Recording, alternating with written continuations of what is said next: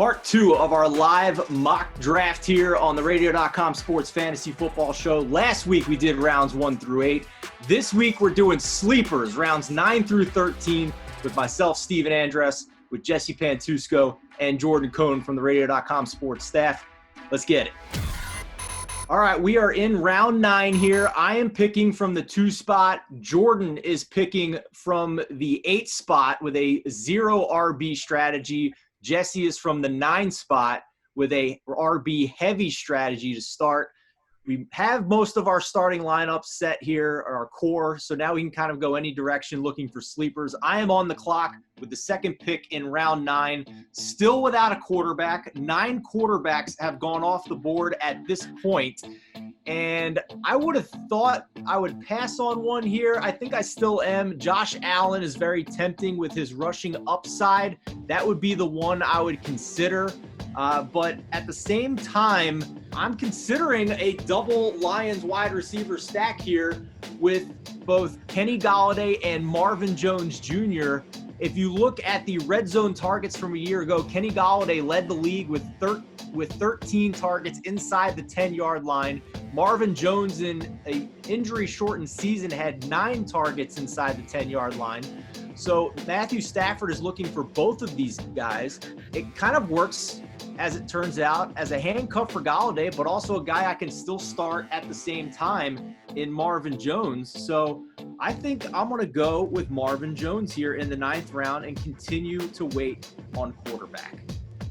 Move along here, and as it turns out, Josh Allen right off the board with my next pick. Maybe I should have gone with him, but Jordan, you're now on the clock. Yeah, so I, again, have the 0 running back strategy. My 2 running backs at this point are Darius Geis and Keyshawn Vaughn.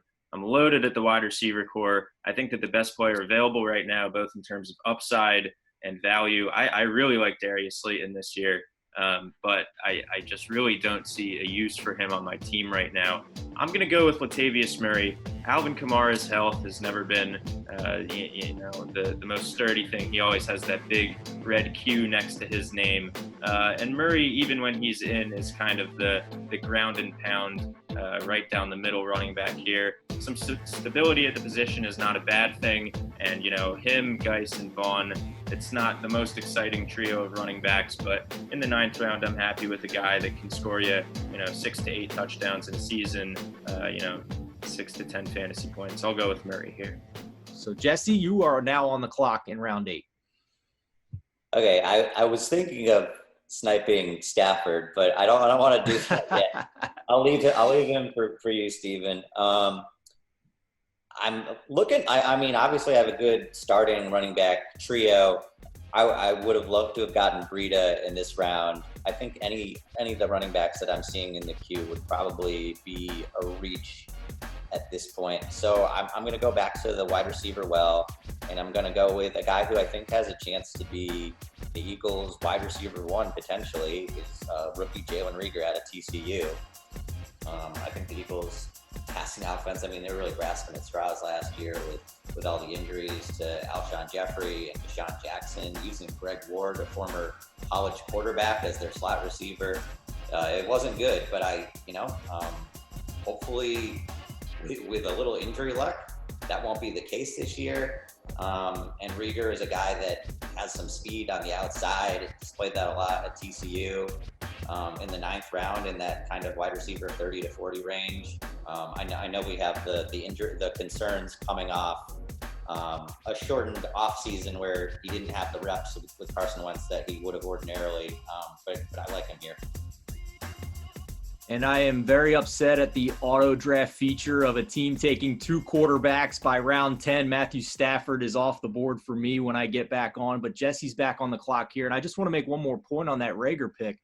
I mean, we're talking about a guy whose ADP right now is in the 10th, early 11th round, but don't be afraid to take a guy that you love at this point in drafts to make sure that you don't get sniped. If you're in love with a guy and you see his upside and you want him, go get him. So I don't have any problem with Jesse reaching around here to take Jalen Reagor because of all the reasons he said. Yeah, we can't be slaves to ADP at all. You just got to go with your guys. Right. I think we make way too many decisions based on, is this a good value? And you just got to get the guys that you think are right and don't worry about it. I'm going to take a quarterback here. Probably not the one you're expecting, but I think there's a pretty good case to be made for Daniel Jones, Danny Dimes.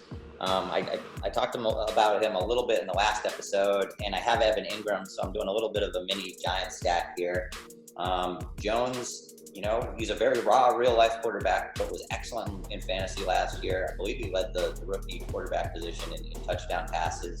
This is good value for Daniel Jones, and I think the combination of his receiving weapons on what I think will be an improved Giants offense this year, combined with the rushing ability, I like Daniel Jones at this spot. All right, Jordan, you are back on the clock here in round 9.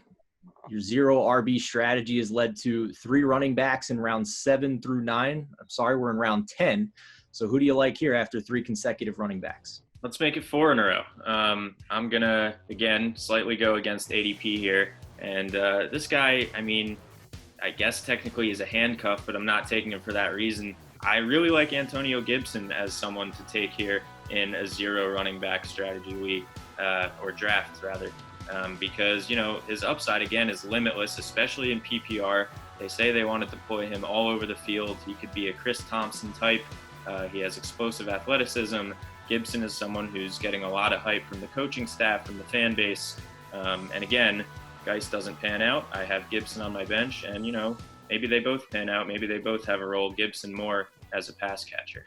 I'm back on the clock here at the end of round 10, and I am now fully regretting not taking a quarterback in round 9 because this chump auto picker in number 3 has gone Josh Allen in round 9, and then a pick before me snaking Carson Wentz from me. So I was considering both of those guys in round 9, and now I get neither of them. I was hoping for Matthew Stafford as well. So this is something to keep in mind if you're picking at one of the far ends of a draft.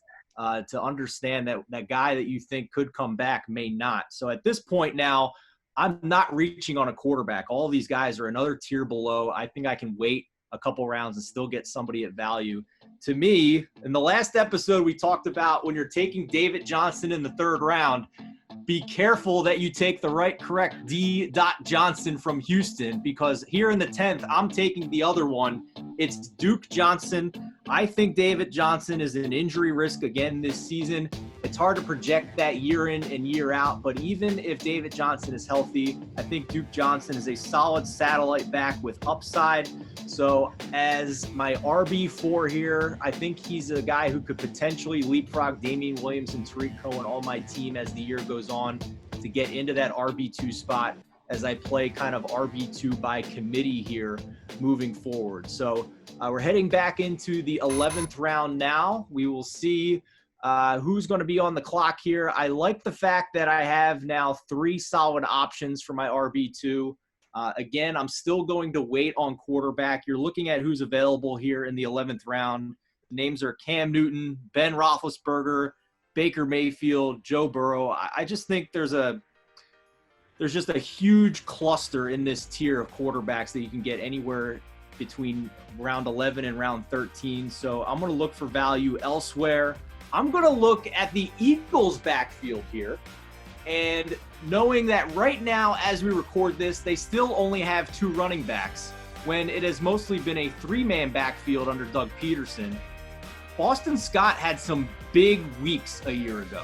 And as a pass-catching, scat-back, satellite-back option, I like his upside here in a full PPR. I wouldn't make this pick in a standard, but in a full PPR, I'll go with Boston Scott. So, Jordan, you are on the clock in round 11. Yeah, in the same vein as your Boston Scott pick, the Chargers have their definitive running back 1 in Austin Eckler, and he's kind of deployed similarly to Miles Sanders in that, he's versatile, he's a pass catcher, he can run it up the gut, run it outside, do whatever. But I think that the second fiddle is Justin Jackson. I'm not necessarily scared that they drafted Kelley out of UCLA, I believe. But, Jackson has proven that he can be a reliable backup. Some of his yards per carry figures in weeks where he gets some more action are formidable numbers. And again, just continuing to add on to my stockpiling of running backs on the bench and hoping that a couple of them pan out. Eckler gets injured, Jackson's upside is huge, but he could get 6 to 8 carries a game, which definitely isn't great, but if he vultures a touchdown, if they use him on the goal line, then there's some definite upside there. All right, Jesse. A lot of sleeper potential on the board here for you in round 11. This has been a brutal turn for me because there were 3 guys that I was targeting. I wanted to go back to the running back. Well, we're sort of in handcuff territory, and we saw in my eyes the 3 best ones come off the board with Chase Edmonds, who I already drafted, Kenyon Drake, who, as I mentioned earlier, I like him as an RB1 this year. But really, the last 5 games of last season was the only time in his career, going back to college, that he's ever really had a bell cow role. So I do worry about that. So Chase Edmonds would have been great. Tony Pollard, who saw increased usage as a rookie last year when early in the season when Zeke was sort of,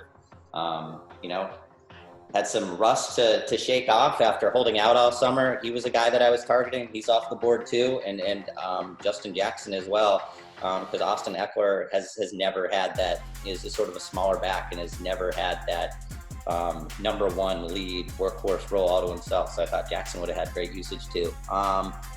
So I'll just go with a guy that I like. It might be a round or two too early. I probably could have gotten him later, but I'm on the clock and I've already used up a minute of it talking. So I'm going to take Noah Fant, who is the 2nd tight end drafted last year, 1st rounder for Denver. Showed a little promise as a rookie. Obviously, Denver's quarterback situation wasn't great last year with a declining Joe Flacco. And, Drew Lock was better at the end of the year, but obviously he's a raw, inexperienced guy as well. But Fant, he showed incredible athleticism coming out of Iowa. I think he ran a 4.5 40, which is just nuts for a tight end. And I really like the Denver offense this year with Cortland Sutton and some of the weapons they've added with Jerry Jeudy. I think Fant, with increased scoring opportunities, Fant, with his size, could be a red zone weapon for Drew Lock this season, and maybe sneakily be an interesting source of touchdowns.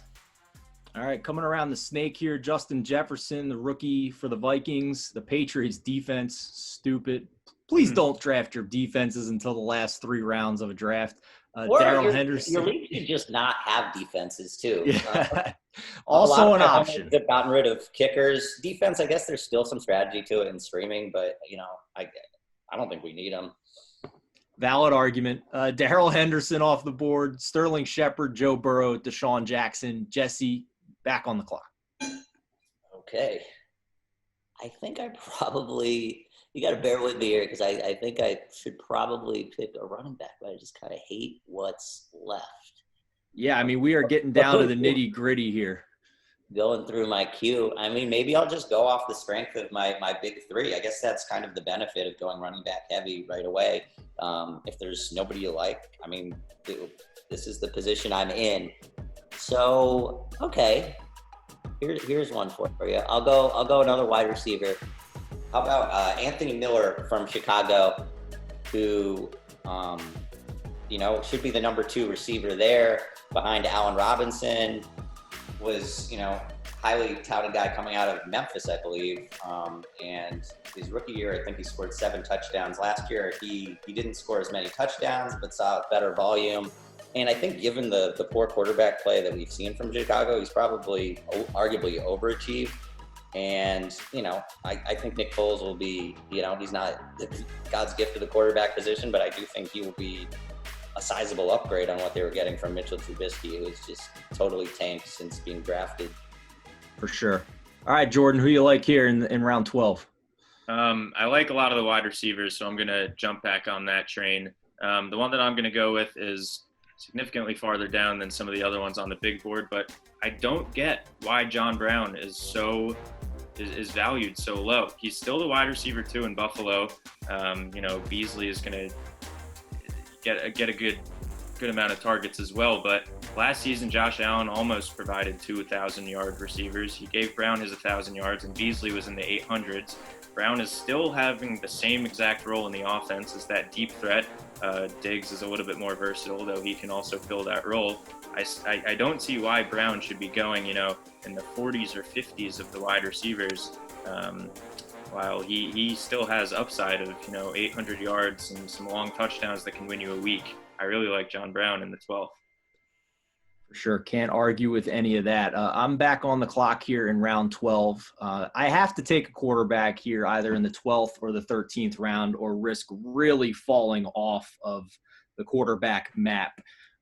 Do I want to take it now, though, considering that the team in the first spot already has a quarterback, or do I want to hit another position right now and try and find some further value? So there is one player here that is going to make me hold off on taking a quarterback until round 13. I know I drafted an elite tight end in George Kittle, but I'm looking at this guy as potentially the number one target in that offense this season, especially if at some point Tua Tagovailoa takes over for Ryan Fitzpatrick. He is an athletic freak out of Penn State. Mike Gesicki, to me, has some serious upside. We know from previous years that the formula for a late-round breakout tight end, the same way George Kittle did, is a tight end with freak athleticism on an offense where there is some question about the pecking order for targets. I know Devontae Parker broke out last year, but a lot of that was in part of having no consistency at running back in terms of pass catchers. Preston Williams going down midway through the season. So I like Mike Gesicki here in round 12 before I start thinking about quarterback. So now I'm going to be back on the clock here in round 13 at 13.2. And the quarterback that I have been considering is still there. This is not maybe the safest pick.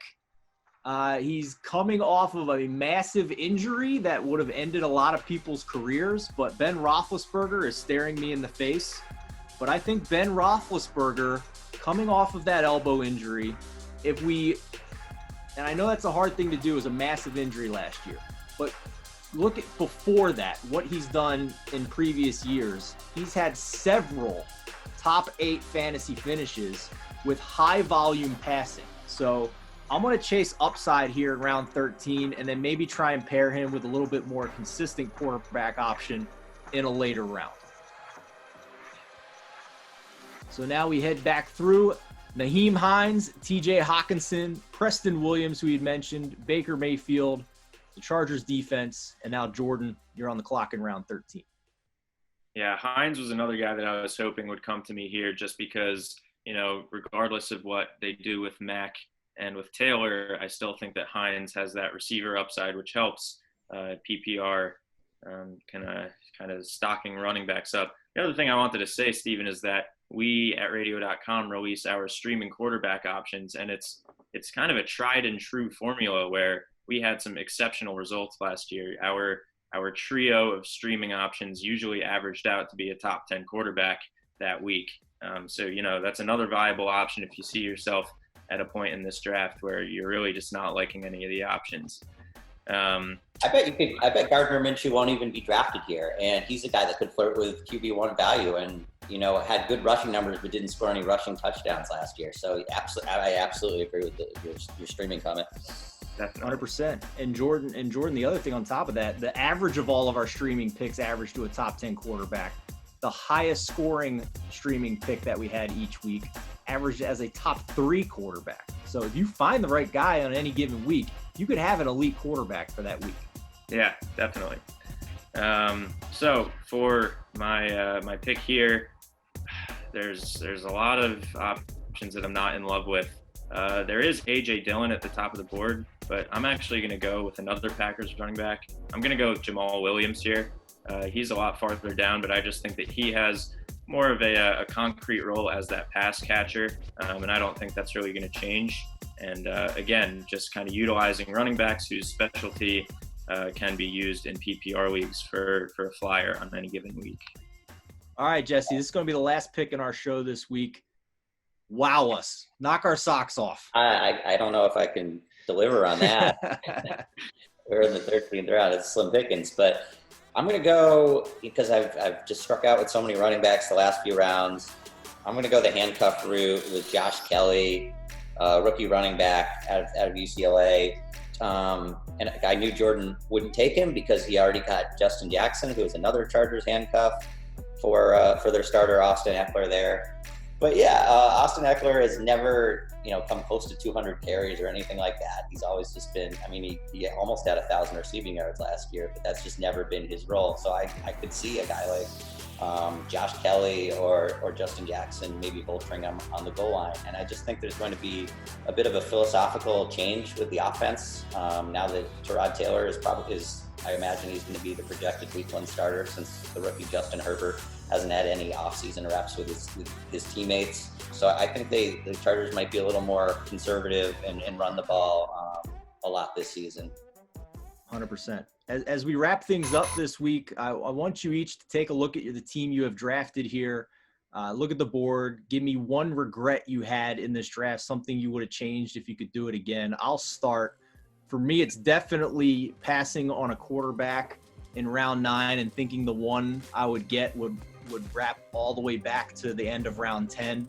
By doing that, I missed out on guys like Josh Allen, Matthew Stafford, Daniel Jones, Carson Wentz, and Aaron Rodgers. To miss out on one of those guys and then have to take a guy like Ben Roethlisberger a few rounds later, that to me is a significant teardrop. I'd much rather, if I could do it again now, just take Josh Allen in that 9th round and get that rushing upside. The great Evan Silva has even said Josh Allen is a great MVP long shot pick at 50-1 odds with that AFC East wide open. Potentially a double-digit rushing touchdown situation with that quarterback, just as a great goal line rusher with his size. The white Cam Newton, if you will. Like, that's how his career has been playing out so far. So that's the one regret I have. If this draft were to continue any further, I would have probably stacked up either Jared Goff or Ryan Tannehill to go with my earlier picks of Robert Woods and A.J. Brown. Those would have been my targets for a QB2. So, Jordan, how about you? Any regrets? Yeah, I think that I probably could have actually, kind of in contrast to what you're saying, waited on a quarterback a little bit longer. I took Russell Wilson in the 6th round, and again, that was a factor of having to deploy a 0 running back strategy, so I couldn't really take one there, even if I wanted to. But seeing Jesse take Daniel Jones in the 10th, I think that's phenomenal value. And Carson Wentz, I could have taken him right after in that 10th round, and I would have been perfectly happy with that, which would have, in turn, kind of the butterfly effect, the domino effect, drafted a running back a little bit higher, stocked up more on receivers. I like Russell Wilson. I don't know if he gives me the best value where I selected him and in the grand scheme of my draft. And in your defense, we made the rule for your 0 RB strategy that you could not take a running back until the 7th round to see how that played out. So, but in most drafts, our best advice is to stay flexible on every single pick and don't lock yourself in to a particular strategy just based on how the draft is unfolding. Jesse, any regrets for you? Probably, I wasn't happy with Kelley as my RB4, but my first 3 running backs, which that was my strategy going in, was to go robust running back, as the Twitter sphere seems to be calling that strategy this year. I got some solid workhorse guys with safe volume floors. So, not too broken up about that. The last few rounds, I took my guys that I've been getting a lot of shares in leagues. Reagor, Fant, Anthony Miller, all guys I've taken in multiple drafts. I like their projected role and the value you're getting for them. I think wide receiver is super deep. So getting Anthony Miller at the end of the 12th round is really nice. I guess beginning of the 12th round, since we were going around the turn. I went a little contrarian with Daniel Jones, where a lot of people probably would have taken Wentz there, but I sort of stand by it. I think the Giants receiving core is pretty stacked, and as Daniel Jones he's coming off a really productive rookie season in the fantasy realm, and I like his rushing upside too. And that's something that I've been targeting for quarterbacks, like guys like Tom Brady or Matt Ryan might go a round or 2 before Jones, but I'd rather have Jones because Brady and Rivers aren't going to give you any rushing upside. Like Lamar Jackson last year in fantasy was basically two positions. He gave you quarterback value because he led the league in touchdown passes, and he rushed for over 1,000 yards, and that was just a cheat code. If you had Lamar Jackson, you won your league last year. I'm not saying Daniel Jones is on that level, but having the added rushing upside in addition to a loaded, pass catching group, I think he has a lot of sleeper appeal. I think we all kind of said the same thing in different ways. Wait on a quarterback, but don't wait too long.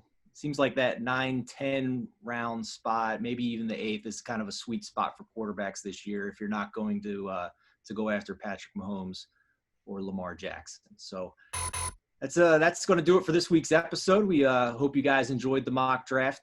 Thank you so much to Jesse and Jordan for joining me as always. I'm Steven Andress, and we'll see you next time on the Radio.com Sports Fantasy Football Show.